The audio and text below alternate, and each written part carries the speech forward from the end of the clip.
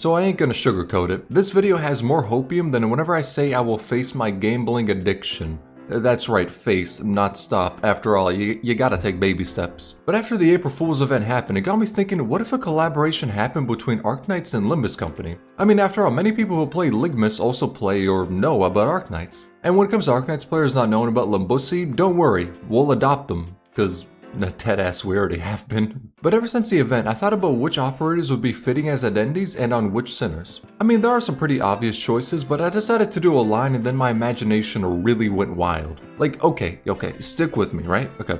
Sinclair wearing the drip of suzerain. Okay, you may have vomited a bit, but trust me, with time you will come to understand that this is the way. But before I get put into a mental asylum for saying what I just did, let's talk about which drip Yi-Song would get as an operator. Oh, and in case you have zero clue what a Limbusi Company is, it's a gacha where you roll for different drip for your characters to use that give them different abilities and all that boring shit. But okay, Yi-Song, the man that makes me believe free speech should be restricted. Now at first I was rather stumped on who we could have as an identity, as many characters in Arknights don't speak like they're trying to make you wish you had 4 senses. But then I remembered, a phantom exists. Not unlike Yi-Song, he doesn't speak like a tortured soul, but it does speak like he's in a Shakespeare play, maybe due to his time in the Phantom Troop from Hunter x Hunter or some shit.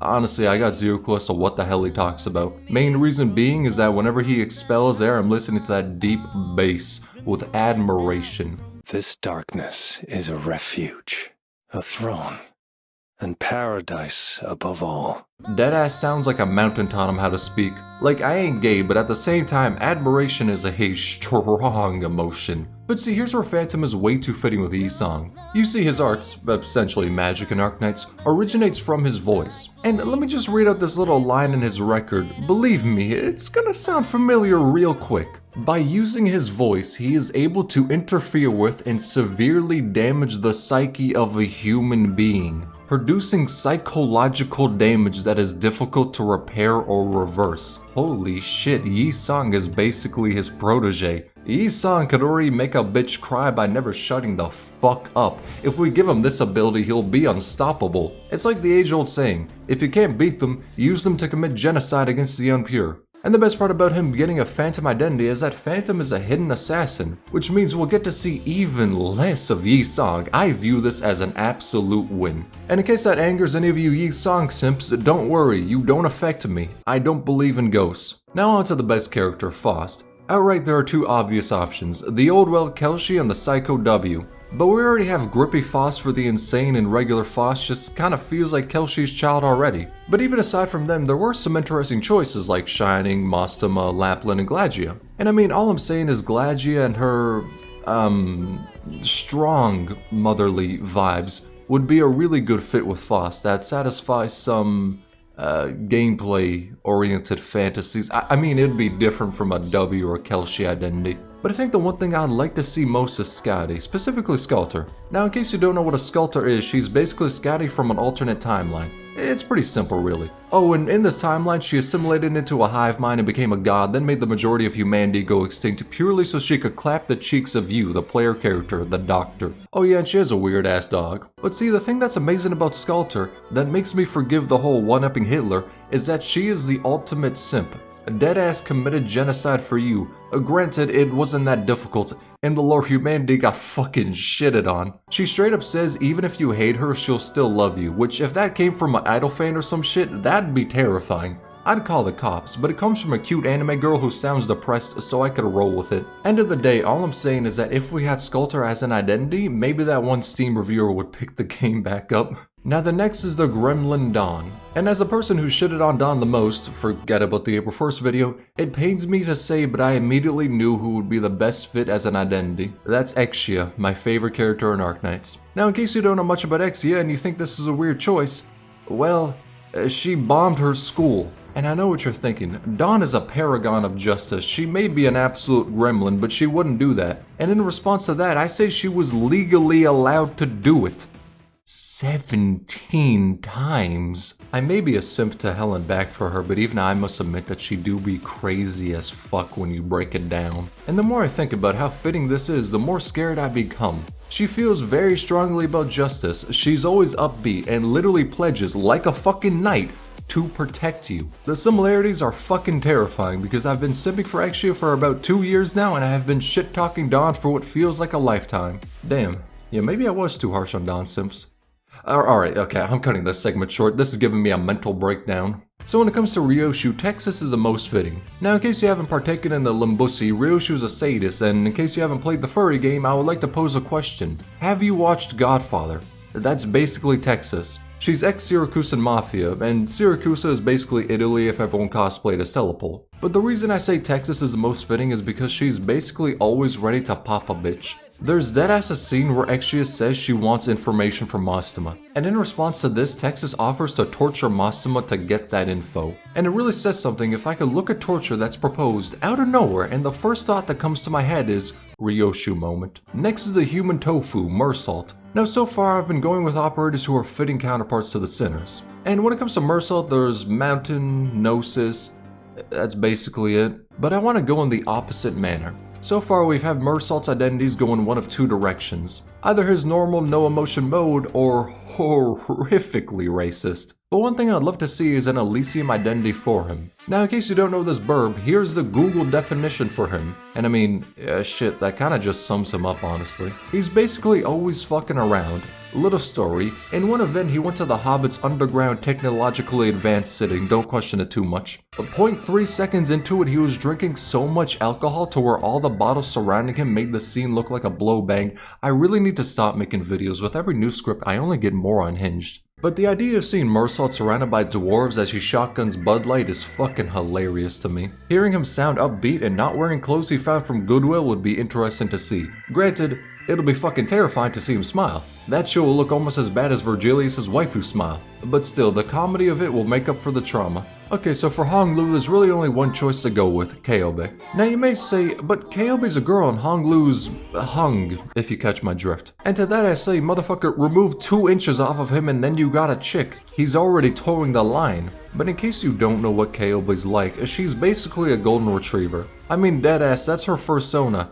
I regret saying that. And straight up, Honglu might as well be her brother. The only difference between the two is that Honglu is rich and stupid, whilst Kyobe is broke and stupid. So broke to the point where they made an event of her drug trip because she ate some wild mushrooms. I like the idea of sinners getting identities that are far from their base form, like how Shi-Dan is a regular human being. But I will feel betrayed if Honglu got an identity where he was serious. If the world of Limbus Company found a way to make the most lovable dumbass serious, then I'd say it's the worst world in fiction, even worse than Metamorphosis. And bare minimum, I'd like to see him get a Kyobe identity for the small chance he wears Kyobe's swimsuit in it. Now my take for Heathcliff is gonna be controversial, but hear me out. Ebonholes. Now I know that seems wild, but let's do the math. Base Heathcliff, a fucking Neanderthal. Arcorp, wild as fuck, definitely lost his mind and rambles on about wild rabbit talk. Ncorp, absolutely depressed. She, who gives a fuck? And I want to see an identity where we could have Heathcliff dressed in a full suit playing on his flute. Straight up says he listens to Mozart on the daily, and to where he doesn't speak like a starving orangutan. And the identity being high-key gay is a little bonus. Now I know Ebonholes belongs to the femboy squadron, so making him the identity of someone as tall as Wait. They're only 7 centimeters apart in height? Are you fucking kidding me? You mean to tell me that about 1/3 of a Coke bottle is what separates these two in height? Holy shit, no wonder Heathcliff's always ready to fight. He can't go on half the rides at Disney World. And if you're short, take offense, I don't mind. Come at me, I'm 6'3". This shit will be looking like Attack on Titan.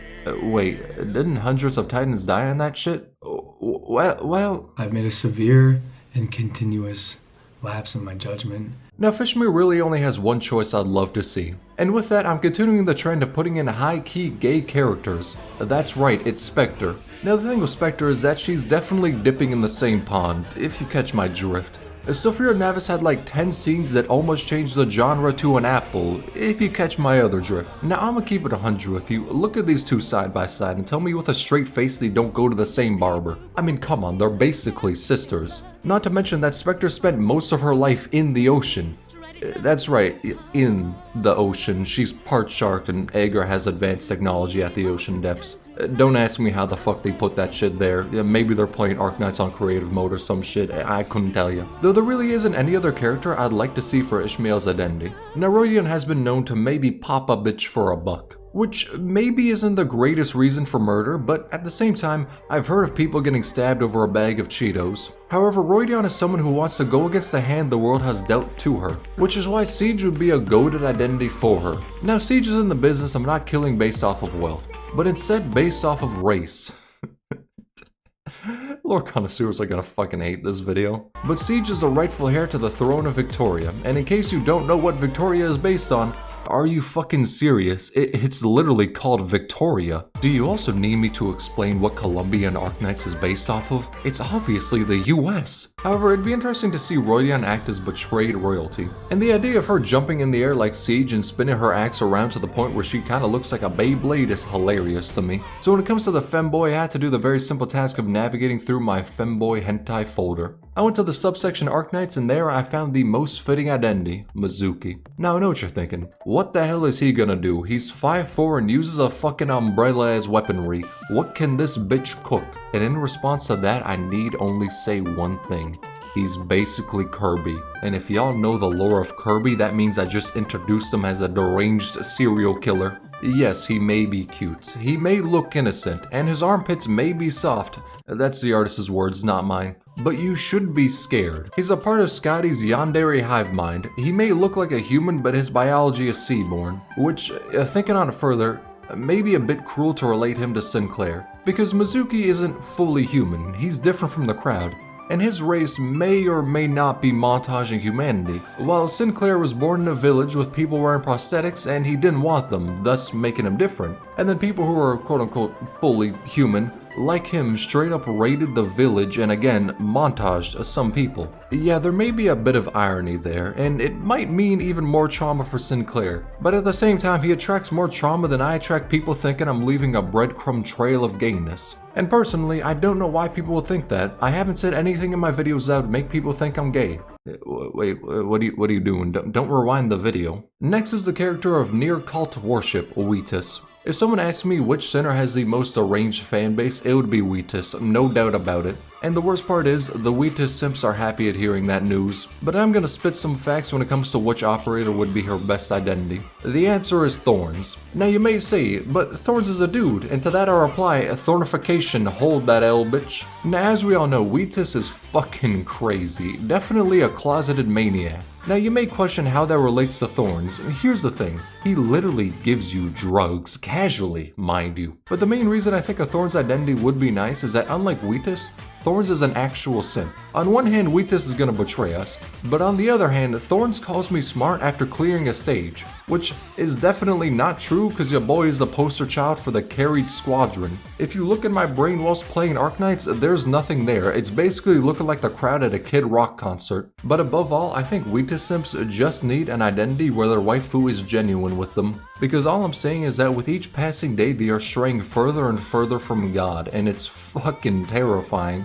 All I'm saying is that when Wheatus finally betrays us, they are gonna start looking like the cannibals from the forest. Now comes the last sinner, Cockroach Man. So in chapter 1, we saw that Gregor's life has kind of been hell. Conscripted into a war, given a cockroach arm, was used as a symbol of propaganda, and apparently had some giantess woman rule over his life. Okay, maybe that last one wasn't so bad. He's had it rough, and really hasn't been able to control his life, so Silver Ash would be a refreshing identity for him. Silver Ash also had a rough streak. His parents were killed when he was a kid, and his clan was taken out of power in his hometown. But instead of getting screwed over, he became an alpha male. Graduated Hustlers University, one-upped the Liver King's workout routine, and when he returned to Kirjag, however the fuck you pronounce that beta shit, he had the Sigma Grindsit theme blaring in the background. But not actually, because unlike alpha males, he isn't a whiny bitch. Though after getting back to his hometown, he literally said, "Your faith will be the downfall of this country," and then started to try and seize power over the nation, which is what I'd love to see Gregor do. Straight up, whenever we get a Gregor flashback, it's like a scene from American Horror Story. I want the Cockroach Man to be happy, so I'd like to see him get Silver Ash as an identity. But that's my list of which operators I'd like to see as an identity in Limbus Company. Though I'ma keep it a buck, there is no chance in hell a collaboration between Hypergryph and Project Moon would happen, as gachas really don't collab with one another. But I've been playing Arknights for more than 2 years now, so I'd love to see it happen. And in case you don't know what Arknights even is, then watch my review of it. You could find it on like the end screen or card or wherever the hell. Long story short though, Arknights is an absolute masterpiece, which is why I would like to see a collab with Limbus Company. And the idea of Yandere Faust is absolutely amazing.